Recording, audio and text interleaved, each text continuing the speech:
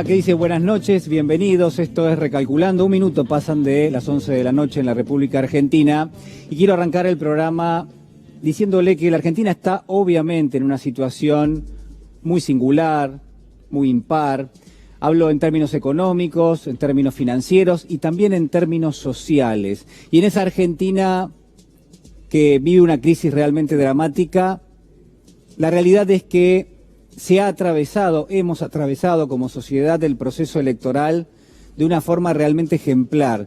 Los argentinos tuvimos la oportunidad de elegir a quienes nos van a representar y de canalizar esa demanda en términos institucionales y también en términos políticos. Y obviamente esto no es menor, sobre todo si uno tiene en cuenta el contexto y al mismo tiempo tiene en cuenta que en muchas sociedades en el mundo las frustraciones que genera vivir en un entorno donde la competitividad, donde el individualismo, donde la falta de interés por el otro se manifiesta permanentemente, bueno, que todo eso termina impactando negativamente en el entorno democrático en el cual nos movemos. En la Argentina, afortunadamente, en el día de ayer pudimos elegir nuevamente a nuestros representantes. La pregunta que hay que hacerse, la pregunta obligada, la pregunta que vamos a estar respondiendo en el día de hoy, es cómo va a quedar esa Argentina. ¿Qué va a pasar con el presidente electo Alberto Fernández? ¿Cuál es la Argentina que va a recibir? Y mire, si bien es un escenario sumamente complejo, yo lo que quiero proponerles es que pensemos en 3 o 4 elementos que sin ninguna duda van a conformar una nueva realidad. Y dentro de esos elementos, claramente las demandas sociales van a tener un rol protagónico. Las urgencias hoy hablan de el hambre, hablan de la erosión del salario, hablan de la incapacidad de jubilados, pensionados, personas que reciben asignaciones sociales en la Argentina, de comprar sus medicamentos, de comprar los alimentos, de atender a los consumos básicos que quiere realizar cualquier familia en nuestro país, pagar las tarifas, por ejemplo. Eso va a ser parte de la Argentina que va a recibir Alberto Fernández. Una Argentina que va a tener que atender primero esas demandas. Hay muy poco tiempo para hacerlo porque se trata de urgencias, absolutamente de urgencias. Y ese es un elemento fundamental de lo que viene. En segunda instancia, déjeme decirle que en la Argentina del 10 de diciembre en adelante va a haber sectores del poder real de nuestro país que van a ser mucho más poderosos que hace 4 años.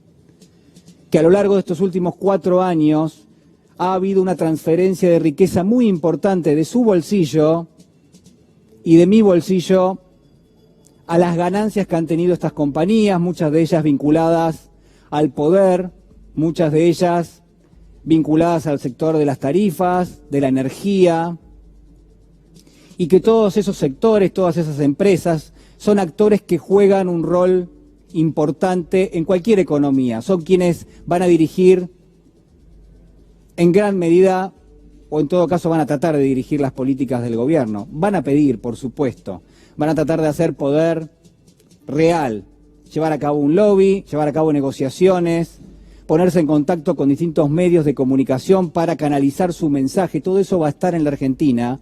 Pero lo que quiero que piense es esto, no es lo mismo cada una de estas empresas, cada uno de estos poderes reales de la Argentina, la situación que tenían hace 4 años de la que van a tener de aquí en adelante. Son mucho más poderosos, tienen mucho más dinero y mucho más alcance para tratar de obtener aquello que han definido como un objetivo. Esto es parte también de la Argentina que viene. Y además déjeme agregarle 2 cuestiones que son centralmente políticas. La primera es que Alberto Fernández se presenta como un arquitecto, como alguien que ha podido hilvanar las distintas corrientes dentro de lo que se llama el Frente de Todos, pero que seguramente va a tener demandas internas, va a tener demandas de cada uno de estos sectores porque él responde, él es el responsable políticamente hablando y va a tener presiones hacia adentro de esa fuerza política. También las va a tener hacia afuera, hacia la sociedad. Aquello que la sociedad le va a demandar, aquello que quienes lo votaron y quienes no lo votaron también van a tratar de obtener de Alberto Fernández. Va a ser el arquitecto y va a tener que tener un equilibrio realmente importante en términos políticos. Quizás el último elemento, hay muchísimos, mire, la verdad que hay muchísimos, pero el último que quiero mencionarle antes de empezar con nuestro programa es el que ha dejado el presidente Macri, un presidente Macri que ha redoblado la apuesta, que es cierto que ha conseguido mayor número de votos que lo que había registrado en las PASO, pero que para tratar de obtener ese resultado ha puesto en juego un discurso que tiene que ver con el odio en la Argentina, un discurso que tiene que ver con la polarización, con volvernos más intransigentes, por lo menos de un sector de la sociedad. Se ha vendido prácticamente la campaña del miedo, la campaña del terror, se ha dicho cualquier cosa de quienes hoy son gobierno electo.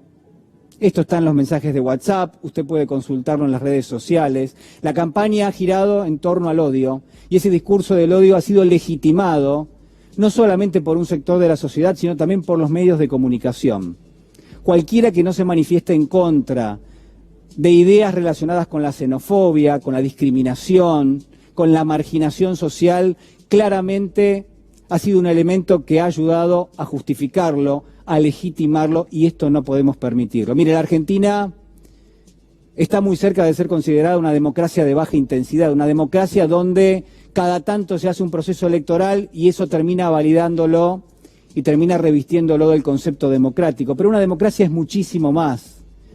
Una democracia tiene que tener hacia adentro en su dinámica derechos y deberes, y sobre todo tiene que tener políticas públicas que atiendan al bienestar común. Mucho de esto ha faltado en la Argentina y sin ninguna duda es una tarea pendiente que esperemos que el Frente de Todos lleve a cabo. Esperemos que así sea. Acompáñeme porque ya está con nosotros nuestros invitados. Una mesa de lujo hoy para analizar la realidad del resultado electoral. Está Agustín Rossi con nosotros, diputado, muchísimas gracias por estar con nosotros. Muchas gracias por la invitación. El señor Carlos Heller también, y está Leandro Santoro, perdón. Bueno, a ver, es una noche, yo digo, importante porque tenemos un resultado electoral y a partir de ahora se dibuja un mapa político, pero también hacia, digo, una parte importante de la sociedad hay que empezar a presentar algún tipo de planificación, propuestas, respuestas, es lo que está buscando en este momento parte del electorado que en el día de ayer se manifestó. Agustín Rossi. Sí, a mí me parece que lo primero que hay que hacer es significar el resultado electoral de ayer, ¿no? Y para significarlo hay que compararlo fundamentalmente con el 2015. Y en el 2015 el presidente Macri ganó las elecciones necesitando ir a una segunda vuelta. En la primera vuelta había perdido por 4 puntos o 3 puntos, 37-34. Y ganó en segunda vuelta solamente por 3 puntos, ¿no? En esta oportunidad, nuestro candidato Alberto Fernández, y compartiendo la fórmula con Cristina, obtiene el 48% en la primera vuelta, saca una diferencia de 8 puntos, y es un resultado muy contundente, ¿no? Algunos hablan de los 40 puntos del presidente Macri. Yo quiero recordar que en el año 89... cuando fue la elección Angelos Menem, sí, con ya el gobierno de Alfonsín, en una crisis económica importante, digo para tener un solo dato, enero, febrero, marzo de ese año, la inflación estaba en 2 dígitos mensual, 10-11% mensual, sacó el 38% y hubo un tercero que fue Álvaro Alzogaray que sacó el 12%.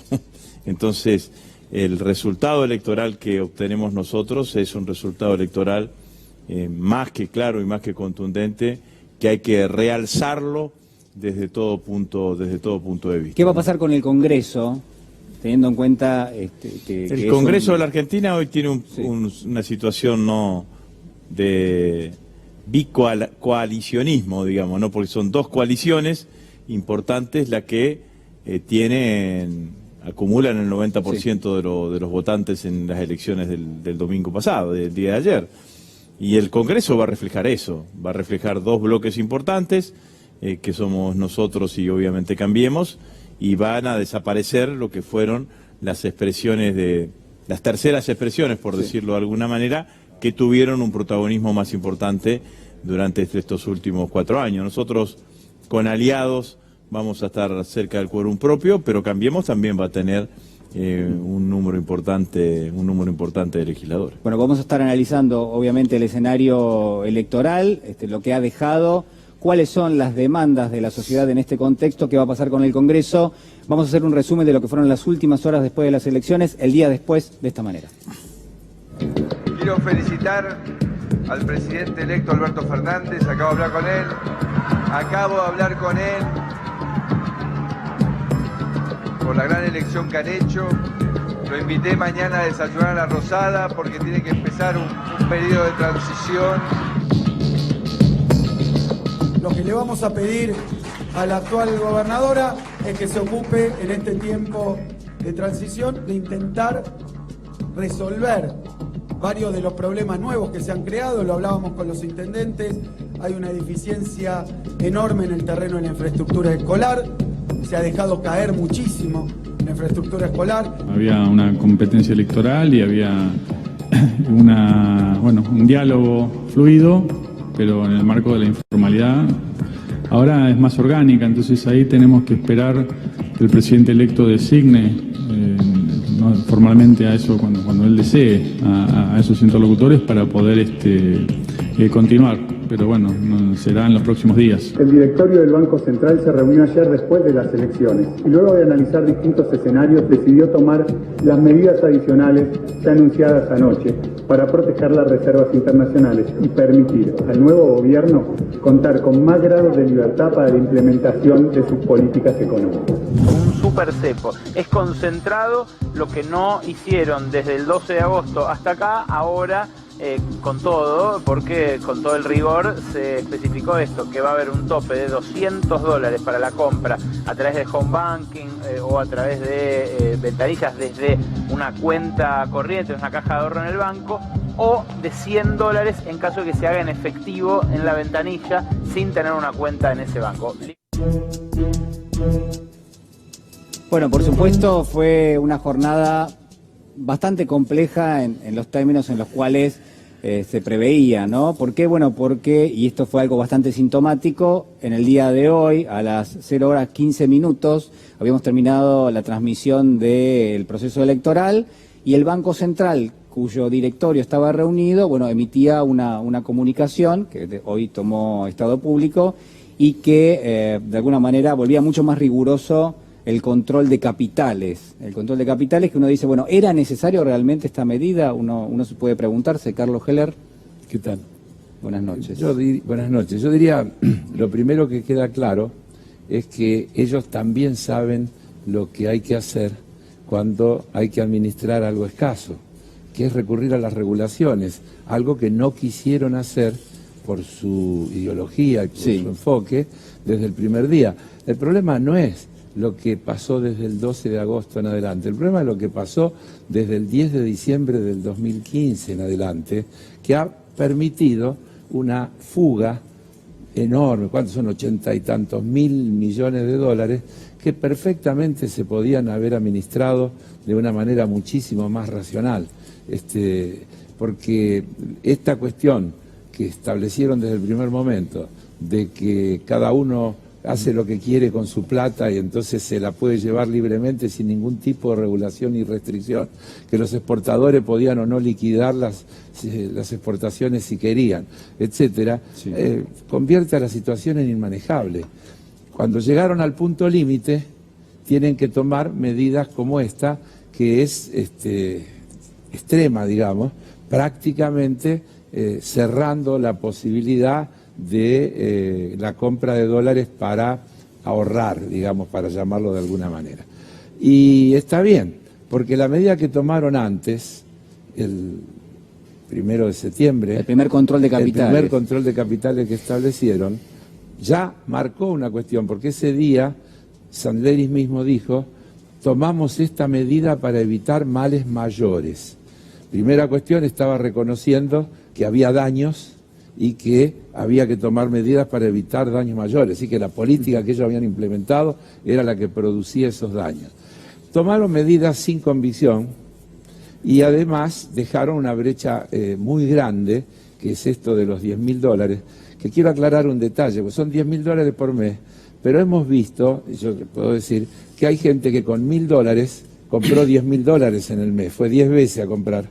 Compró 1.000, se fue a la cueva, los vendió, se quedó con la diferencia. Había un circuito creado en Así torno es. a eso. Porque si no, ¿quién alimenta al mercado paralelo, al mercado ilegal, a eso que glamorosamente llaman blue para hacerlo quedar más simpático, pero que es en realidad el mercado ilegal de divisas que tiene que tener una alimentación? Y esa alimentación la generaban comprando en el circuito oficial. Santoro, ¿el gobierno podría haber evitado esta situación si hubiese tomado alguna medida hace tiempo, como dice Heller? Sin duda. Creo que Carlos lo explica mejor que nadie. Como decía él, por ahí es redundar en lo que él ya dijo, pero el gobierno tomó una decisión política que fue favorecer a los fondos de inversiones y a los bancos. La tomó el 10 de diciembre del 2015 e inició todo un proceso que hoy podríamos decir fue un saqueo, planificado.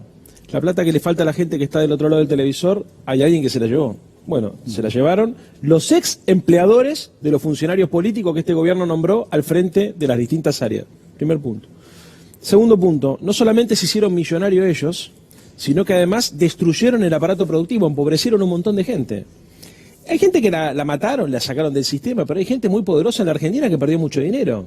Digo, Arcor tuvo solamente en toda su historia 3 balances negativos, 2001, sí, 2017 y 2018. Bueno, eso explica la derrota política electoral de Macri. El tema es qué tenemos que hacer de acá para adelante, porque la gente me parece que ya está cansada de la sobrediagnosticación, digamos, ¿no? de los temas.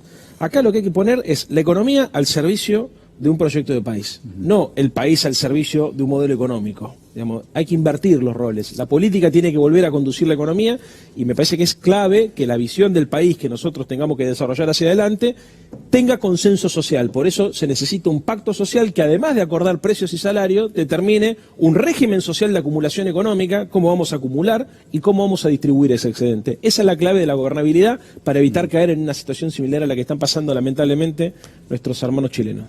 Rosy, ¿se puede hacer eso? Es decir, ¿se puede llevar a cabo eso con las demandas que existen y que yo recién marcaba en el comienzo del programa, con el hambre que existe en la Argentina, con la erosión de los salarios, sobre todo de amplios sectores de la población? Pero no son cosas incompatibles, sino que por el contrario. Lo que nosotros necesitamos es recomponer los ingresos de los argentinos, pero recomponer los ingresos de los argentinos necesitamos ese pacto social para que esa recomposición de los ingresos no sea solamente ficticia o nominal. Entonces, hay que hacer un acuerdo en la coyuntura de precios y salarios para darle un horizonte de estabilidad a la economía, pero nosotros necesitamos reactivar la economía argentina y reactivar una economía que el 75% de su PBI se explica por el mercado interno, necesita consumo. Para necesitar consumo hay que recomponer los ingresos de los argentinos. Y bueno, me parece que este va a ser el desafío claramente. Lo que no podemos hacer es recomponer los ingresos de los argentinos para que esos ingresos de los argentinos generen mayor espiral inflacionaria, que yo creo que en realidad no van a generar absolutamente nada de eso, porque si estamos pensando en lo que dijo nuestro candidato a presidente, Alberto Fernández, que había que recomponer los ingresos de los jubilados, por ejemplo, 20% antes de la devaluación pospaso, la realidad es que cuando uno toma los ingresos de la seguridad social, son ingresos que se distribuyen en muchas manos. Digamos, son jubilaciones, pensiones, asignaciones familiares, asignación universal por hijo, son ingresos que se distribuyen en muchas manos, entonces hay menos posibilidad de que esos ingresos sean consumidos por aumento de precios, sino que en realidad tengan el impacto que todos buscamos, que se generen mayor demanda, mayor producción y mayor oferta y mayor oferta de bienes y servicios. Ahora, en ese marco hay que tener un pacto para que esto suceda de esta manera, porque nosotros necesitamos el esfuerzo que vamos a hacer, no puede, para decirlo claramente, si nosotros recomponemos ingresos a los argentinos, lo que recompongamos de ingresos, lo que ganen, lo que justamente se les reconozca a todos los argentinos, no pueden perderse en la góndola. Esto es así. Entonces, para eso necesitamos un pacto y un horizonte de un pacto económico, social en la Argentina, que tiene que ver con la coyuntura, pero que después hay que mirarlo en términos estratégicos. Y en términos estratégicos es definir, bueno, cuáles son los sectores de la economía que van a traccionar de la economía, cuáles son los vectores que van a traccionar. Bueno, la industria petrolera va a ser uno de los vectores. ¿Cuál más? La industria ferroviaria, no sé, hay que definir una política que traccione claramente y que sepamos cuánto vamos a crecer en los próximos años. Y otra de las cosas que hay que hacer es que bajar el peso de la finanza. El peso de lo financiero es criminal en una tasa del 80%. Hay que decirlo con realidad, porque esa tasa del 80% no solamente la sufre el pequeño y mediano empresario y demás, la sufren todos los argentinos, porque vos vas a refinanciar tu tarjeta de crédito, la tasa de referencia es el 80%. Vas a pedir un crédito en una mutual para pagar los servicios, cosa que le pasa a muchísimos argentinos, la tasa de referencia es esa. Entonces, claramente, también hay que buscar ese escenario que yo... La realidad es que tampoco entiendo mucho, porque el gobierno, ahí Carlos explicaba perfectamente lo que significan las regulaciones. Ahora, ¿por qué seguir teniendo tasas de intereses altas? Sí. Porque en teoría tenemos tasas de interés altas, ¿para qué? Para que lo que está en la LELIQ no se vaya a dólares. Ahora no se pueden ir a dólares. Carlos. Sí, está bien, y continuando con lo que dice Agustín, el acuerdo social, que es imprescindible, tiene que plasmarse luego en leyes y en regulaciones concretas. No puede ser una expresión de buena voluntad donde digamos que queremos determinadas cosas. O sea que el Congreso tendría que ocuparse también de eso. Desde luego, pero desde luego con proyectos concretos. Porque si no se expresan esas regulaciones, cuando uno dice recomponer el salario de la gente o el valor de las jubilaciones, hay que medirlo en litros de leche, kilo de pan, kilo de carne, porque no en pesos. Entonces, si vos no estableces una relación que con esos ingresos podés comprar más cosas, no salimos nunca de esta cuestión. Cualquier análisis serio que se haga indica que los salarios registrados, los otros deben ser mucho peor, perdieron 20% como mínimo de poder adquisitivo en estos 4 años.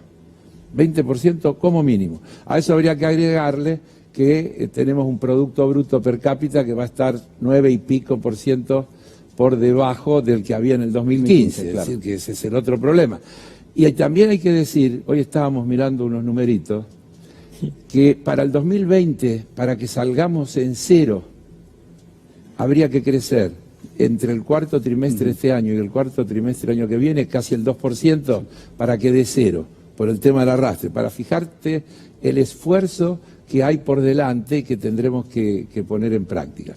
Estoy absolutamente de acuerdo que hay que desfinanciarizar la economía. Este no es un problema argentino, es un problema global. La financiarización es el esquema que el capitalismo global instaló para generar el brutal mecanismo de transferencia de recursos desde los muchos que cada vez tienen menos a esos pocos que cada vez tienen más.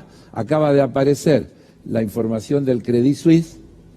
Sí, el 50% de la riqueza del mundo en manos del 1% de la población. Y el 50% de la población, el 1% de la riqueza del mundo. Y eso, el otro día veíamos los datos de Chile, se repiten, si no se afecta el modelo de acumulación y de distribución, no se resuelve. Porque no tenemos un problema de pobreza global, no es un problema de escasez. Lo novedoso de esta situación es que es una época de abundancia, con una horrible distribución, con un proceso de acumulación en muy poco que deja fuera a la inmensa mayoría de la gente. Y eso es lo que hay que cambiar. Carlos Heller hablaba recién de un congreso, de leyes que tienen que respaldar este acuerdo de precios. Me parece que es un enfoque interesante porque hasta ahora al menos se manifiesta como una cuestión de buena voluntad, pero claramente digo, con las presiones que va a tener la economía y lo social, me parece que hay que atenderla. Hablamos con el corazón y nos responderán con el bolsillo. Bueno, por eso. No va a funcionar así, por eso. Con la voluntad. Santoro, quiero preguntarte, a ver, hoy hubo un encuentro entre el presidente de la Nación y el presidente electo Alberto Fernández. Se supone que, va a haber una transición de aquí en adelante por más de 43 días puntualmente. El Frente de Todos ya ha dicho que colabora pero que no cogobierna, ¿no? La pregunta es ahí, bueno, ¿qué se puede esperar teniendo en cuenta que hay quienes dicen el presidente cambió de actitud y eso se notó en el día de hoy? Hay un presidente que es más responsable a partir de ahora, hay un presidente que le interesa la supervivencia política hacia más adelante y entonces empieza a hacerse cargo de algunas cuestiones. ¿Uno puede pensar de esa manera? Sí, lo primero que uno tiene que tener claro es que hay un modelo económico instalado hace 4 años que perjudica los intereses de las mayorías. Yo no creo que Macri vaya a cambiar en estos 40 días lo que no cambió en los 3 años y medio anteriores. Lo que sí puede ocurrir es que él tome nota del mensaje de las urnas. Entonces la sociedad le dijo, por este camino no, presidente. Si como decís vos, él especula con su futuro personal, bueno, probablemente tenga una actitud más racional que la que tuvo después de la PASO, donde tiró el mantel para ver si nos jodíamos todos, así aprendíamos a votar bien. Yo creo que eso puede ocurrir. Creo que puede ocurrir, entre otras cosas, porque en su estrategia política él estuvo tratando de disciplinar su propia fuerza partidaria. Él tenía cuestionamientos acerca de la posibilidad de su continuidad en la política. Había un sector del PRO que lo quería jubilar. Sí. Él tomó una decisión de ponerse al hombro de la campaña, sacó un resultado más amplio del que nosotros esperábamos. Efectivamente, es así. O sea, yo ahí quiero decir una cosa importante en esto. A mí no me sorprendió el resultado de esta elección, me sorprendió el resultado de la PASO. Siempre supimos nosotros que el no peronismo representaba aproximadamente un 40% y siempre supimos que este espacio político representaba más o menos un 45%. En el año 2007, después del excelente gobierno de Néstor Kirchner, donde fueron para arriba todos los indicadores, el Producto Bruto, la distribución del ingreso, todo mejoró, superávit gemelo, Cristina saca 45%. Entonces, estamos hablando de una sociedad fracturada en términos sociales, pero sí, polarizada en términos políticos. Esta polarización lleva a la irracionalidad política. ¿Sabés por qué? Porque Macri, como no tiene logros económicos y sociales para mostrar, para polarizar lo que hace es trabaja sobre la subjetividad política. En esa subjetividad política, ¿qué le dice a su base electoral? Peligra la democracia, los argentinos tenemos que cuidar la libertad. Sale el Bolsonaro argentino, que es el señor Pichetto, perdónenme los compañeros del peronismo, pero se ha transformado en eso, y empieza a decir cualquier barbaridad con tal de ganar la tapa de los diarios, de generar psicosis, pánico. A esas declaraciones se le monta Carrió. Bueno, a ver, eso ha tenido efectivamente... Ese fue uno de los efectos que tuvo Macri para ellos lograron movilizar 2 millones de personas. Ellos lograron movilizar 2 millones de personas más entre la primaria... De esa manera... Y a ver... De esa manera le robaron parte del electorado a Gómez Centurión, a, ¿cómo se llama?, a Esper, y sí, casi el 3-4 puntitos que le sacaron a La Baña. Ahora, el problema es qué es lo que nos queda de esto, porque le agrego un grado de complejidad, perdóname que me extienda un segundo. El grado de interlocución que nosotros tengamos con los actores depende del grado de racionalidad y la confianza que logremos construir. Yo creo que cuando hablamos de pacto social hablamos de un espacio de articulación en el marco de un Consejo Económico y Social que excede a los partidos políticos, pero que lo incluye.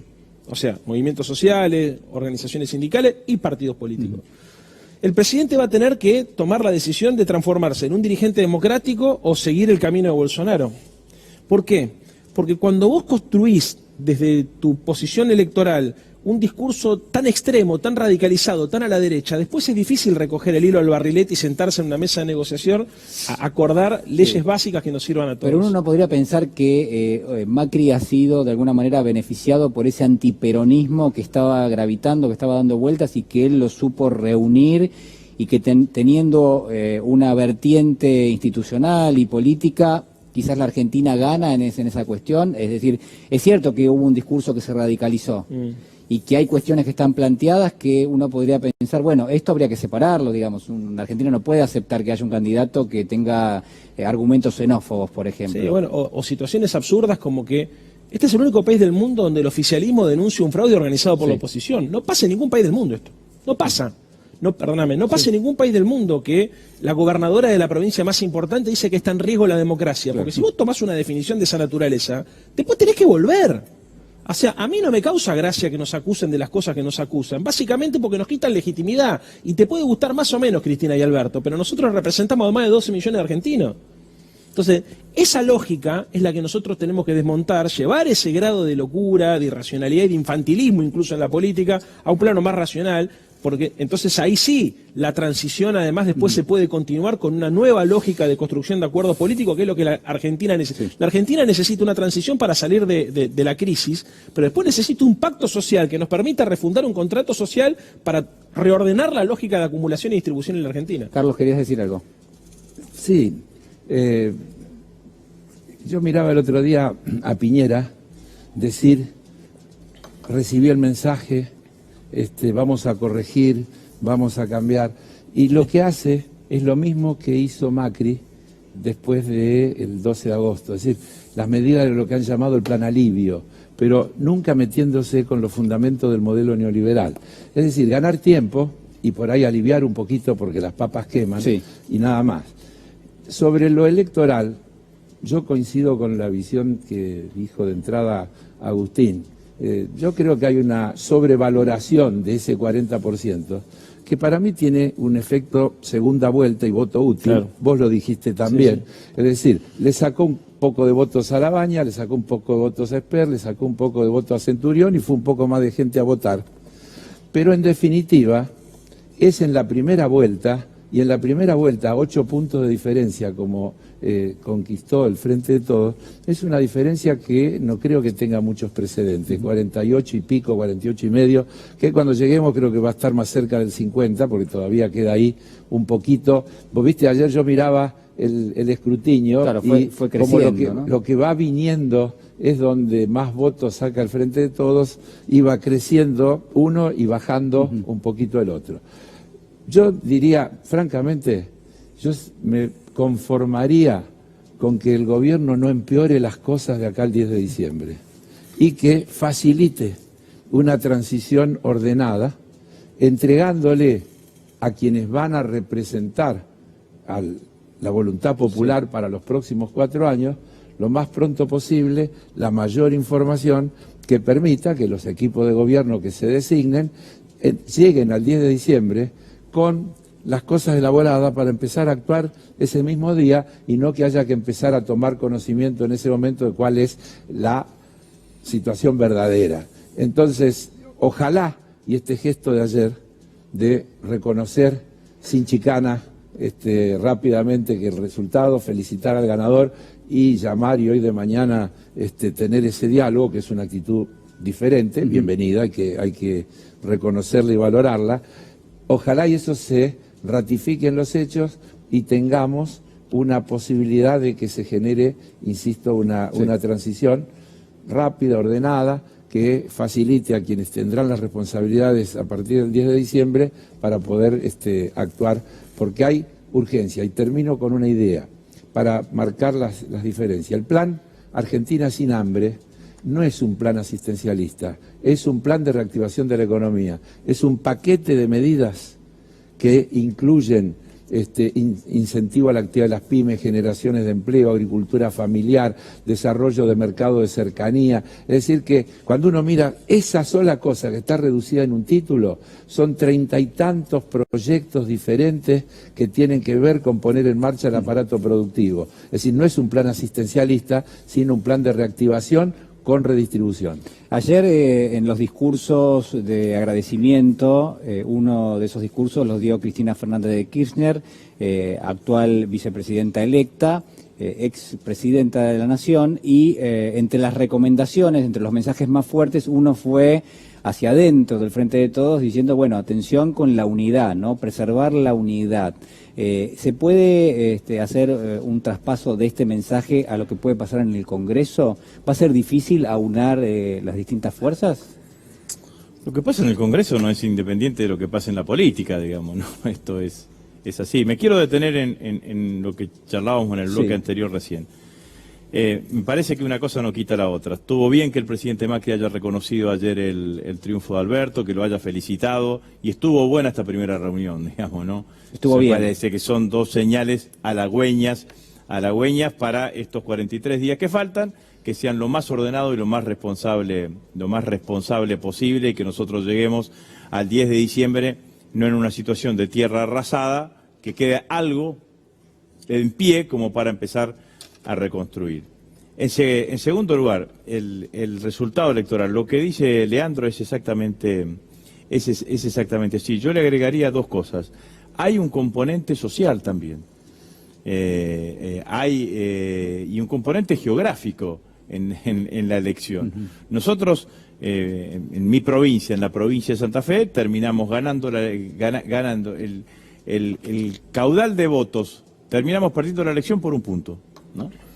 O por menos de 1 punto, pero el voto del Frente de Todos se justifica fundamentalmente por una diferencia de casi 10 puntos que sacamos en Rosario y en los lugares más cercanos, Villa Constitución y San Lorenzo, y perdemos en el interior de la provincia de Santa Fe, en donde tiene mayor peso el sector agropecuario. Entonces ahí también hay una mirada que hay que tenerla con claridad, porque viene sucediendo eso desde la 125 en adelante.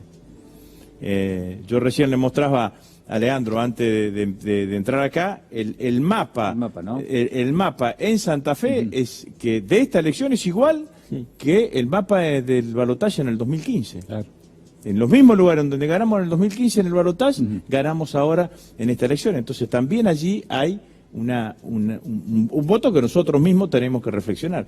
Y lo otro que tenemos que reflexionar, y esto lo digo por experiencia propia, nosotros en el 2017 en Santa Fe en la elección parlamentaria ganamos las PASO por 1 punto y después perdimos por 12 puntos las elecciones generales. El nuevo votante, el votante que no va a votar a las PASO y que después va a votar a las elecciones generales, que uno podría presumir que es un votante de mayor lejanía de la política, más escéptico de la política, se siente más representado o más interpretado por otros discursos que no por el discurso nuestro. Y esto también nosotros tenemos que analizarlo claramente, porque nosotros mejoramos por muy poco en volumen de votantes, la cantidad de votos que sacamos en las PASO. Y Macri aumentó muchísimo, se explica una parte por una polarización por una polarización anticipada, y otra parte es porque la mayoría de los nuevos votantes fueron a votar a Mauricio Macri. Entonces allí también me parece que nosotros como espacio político tenemos que hacer una reflexión pensando claramente en el futuro. Yo creo, termino con esto, que estuvo bien lo que hizo el presidente Macri, pero no dejo de leer otros discursos políticos. Y lo que veo es que esta fuerza política que va a pasar en la oposición con el 40% de Macri en las elecciones, ganando la Ciudad Autónoma de Buenos Aires, gobernando Mendoza, Jujuy, Corrientes, teniendo bloques de senadores y bloques de diputados fuertes, va a ser una oposición fuerte.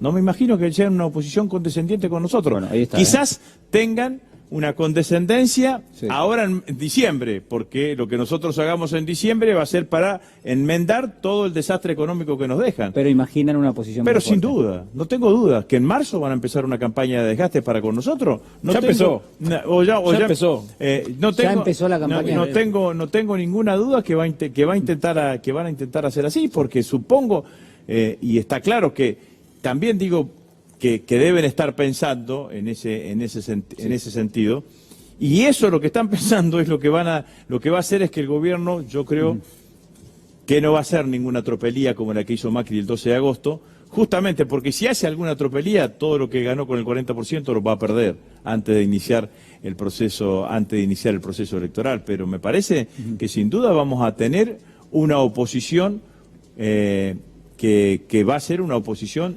virulentamente opositora, es lo que yo pienso. Por ahí en diciembre no pasa eso. Por eso, volviendo a lo inicial y a lo que decía Cristina anoche, mantener el escenario de unidad de la coalición que hemos construido en el Frente de Todos, ampliar la coalición del Frente de Todos, es para mí importantísimo, porque sin ninguna duda va a ser el sustento político, social y parlamentario del gobierno de Alberto Fernández. Bueno, uno de los hechos del día ha sido la reunión entre el presidente Mauricio Macri y el presidente electo Alberto Fernández.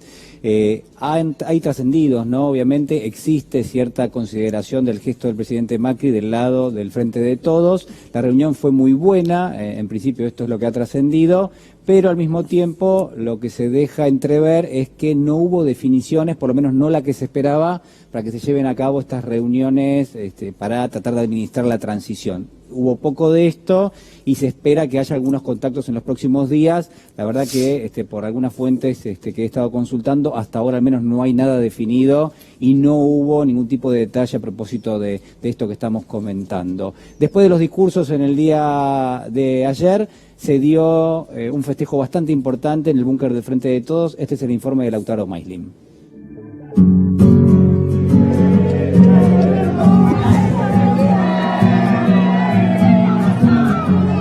¿Cuánto les agradezco este horario? De corazón. Gracias. Los quiero mucho a todos. Alberto, llovió, salió el sol, ¿es un día peronista? Es un gran día, la Argentina va a andar bien y recompondrá la marcha. Gracias, gracias. Gracias a todos, gracias.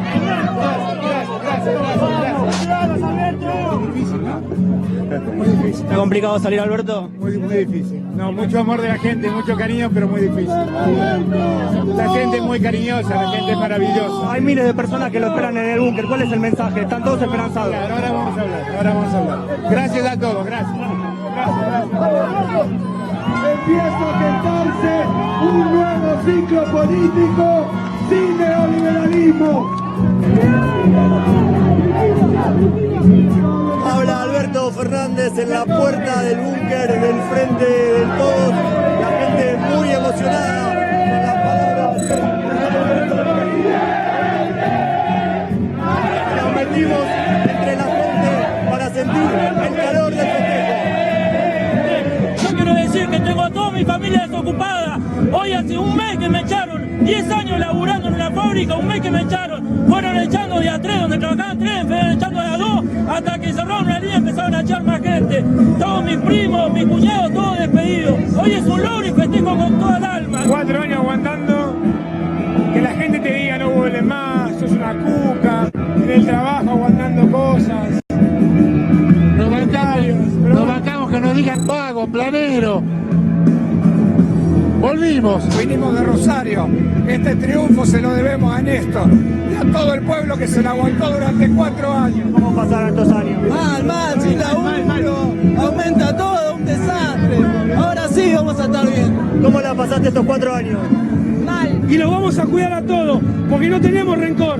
Nosotros cuando damos derecho es para todos. No le preguntamos a quién votaron. Estoy prensado porque con Cristina la pasé muy bien. Fueron los mejores años de mi vida. Y ahora vamos a... Mi señora se recibió con Cristina. Y mi hermana y mi cuñado. Y ahora queremos progresar de vuelta, ¿no? ¿Cómo pasó estos 4 años? ¿Cómo pasó estos 4 años? Mal. El precipicio. La pasamos horrible, la luz re cara, el gas, todo caro, ¿no? El peaje no se puede transitar.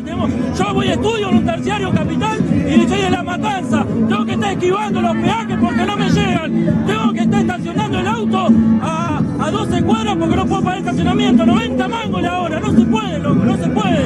Uno que es humilde no puede progresar.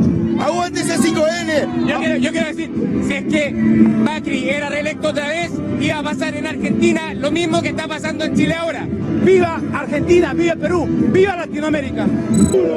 Que gracias que voy a dormir tranquila porque Macri ya no va a estar.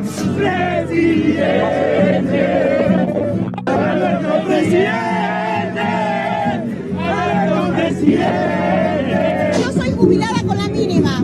Yo le quiero dedicar esto a Majul y a Leuco Grande y Leucocito. Nada más. Fueron el único canal que durante estos últimos 4 años de desgracia en la Argentina nos dijeron la verdad, fueron democráticos, nunca los vimos con una actitud lastimosa a lo que fue la grieta que tenemos los argentinos. Gracias, compañero, por estar siempre, gracias por la lucha. Gracias por siempre, estoy a jugarse, sea como sea, dando la verdad. Siempre estando con nosotros. Y a ustedes, loco, a C5N, a Sobredosis de TV, que son los únicos que te cantan la pota, loco. ¡Aguante C5N!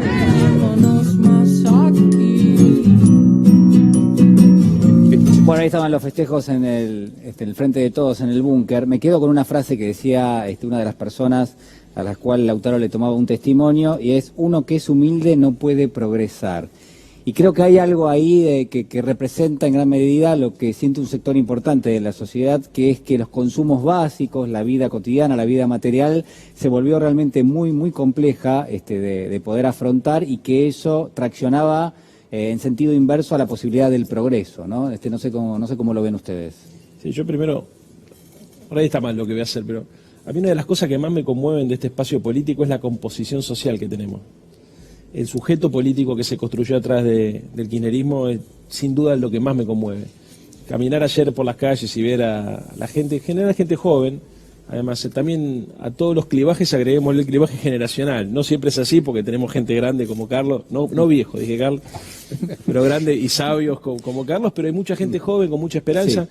Aparte hay mucho pibe también que pudo vivir el contraste entre la década pasada y este gobierno, entre dos modelos de país. Y a mí lo que más me preocupa es no perder la ilusión en la democracia y en la política. porque todos sabemos que el año que viene va a ser un año muy duro. Todos los indicadores, vos sabés perfectamente, Julián, el Banco Central, la OCDE, el Fondo Monetario Internacional, proyectan un 2020 complicado, con caída del Producto Bruto Interno, con alta inflación, con alta tasa de interés.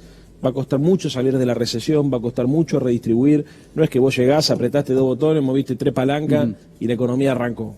No es así. Lo que va a cambiar de la mañana a la noche es la dirección política y el compromiso de nuestras compañeras y nuestros compañeros que estén al frente del gobierno para defender a la gente como esta que está acá, con el mismo amor con el que Macri defendía a los bancos y a los fondos de inversiones. Eso es lo que va a cambiar de la mañana a la noche.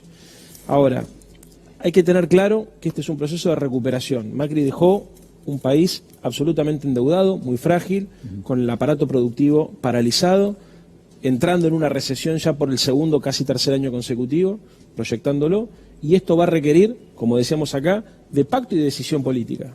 Y hay que empezar a iniciar un ciclo. Entonces, yo creo que la política lo que tiene que entender y lo que tiene que asumir es que tenemos que laburar todos los días para que ese modelo de país solidario, soberano e industrial empiece a construirse, digamos, día a día con el esfuerzo de cada uno de nosotros, sabiendo, digamos, que eso es un proceso.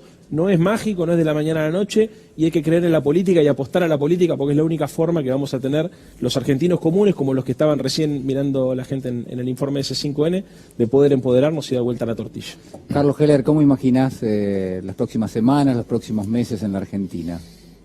¿Te acordás que había una canción que decía desalambrando? Yo diría desdolarizando. El gran desafío que tiene la Argentina por delante es desdolarizar su economía, desligar el tema del tipo de cambio de los precios internos, empezando por las tarifas de los servicios públicos y volviendo a recuperar la idea de que los servicios públicos son un derecho.